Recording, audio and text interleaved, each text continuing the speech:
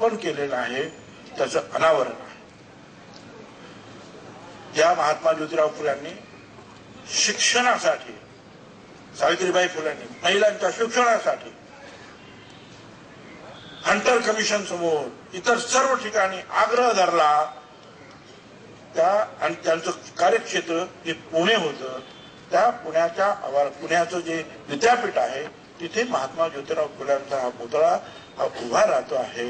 हा एका दृष्टीने अतिशय महत्वाची गोष्ट आहे की त्यांनी या देशामध्ये शिक्षणाचा आग्रह धरला, दलितांसाठी, महिलांसाठी, सगळ्यांसाठी। त्यांनी हंटर कमिशन समोर 1882 साली उभे राहून सांगितलं आणि त्यांना सांगितलं की 12 वर्षापर्यंत त्या मुलांना सगळ्यांना जे आहे शिक्षण कायद्यानं आग्रहित करा, दिलंच पाहिजे। त्याला 1882, आता किती वर्ष झाली? 150 वर्ष झाली। डॉक्टर बाबासाहेब आंबेडकरांनी 60 वर्षापूर्वी आपल्या संविधानामध्ये लिहिलं 16 वर्षापर्यंतच्या मुलांना जे आहे शिक्षण मोफत आणि सक्तीचं करा। म्हणजे महात्मा ज्योतिराव फुले बोलले, बाबासाहेब आंबेडकर बोलले, त्याला सुद्धा आता 60 वर्षाने आत्ताचे कुठं त्याला रूप प्राप्त होते, त्याला सुद्धा विरोध होतोय की आम्हालाही शक्य नाही, आम्हालाही शक्य नाही।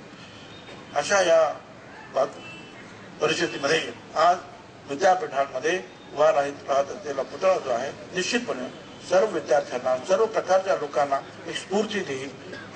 तुम्ही शिकता आहात, इतरांना शिकवा। तुम्ही स्वतःच्या पायावर उभे राहत आहात, इतर सुद्धा अतिशय अनेक लोक लंगडत राहिलेले आहेत, त्यांना सुद्धा हात द्या आणि त्यांना सुद्धा आपल्या बरोबर घेऊन चला। हा संदेश तो पुतळा देणार आहे। आपण सगळ्यांनी या कार्यक्रमासाठी अवश्य या।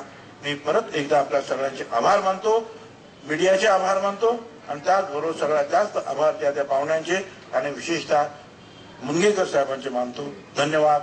जय हिंद, जय महाराष्ट्र, जय ज्योती, जय क्रांती।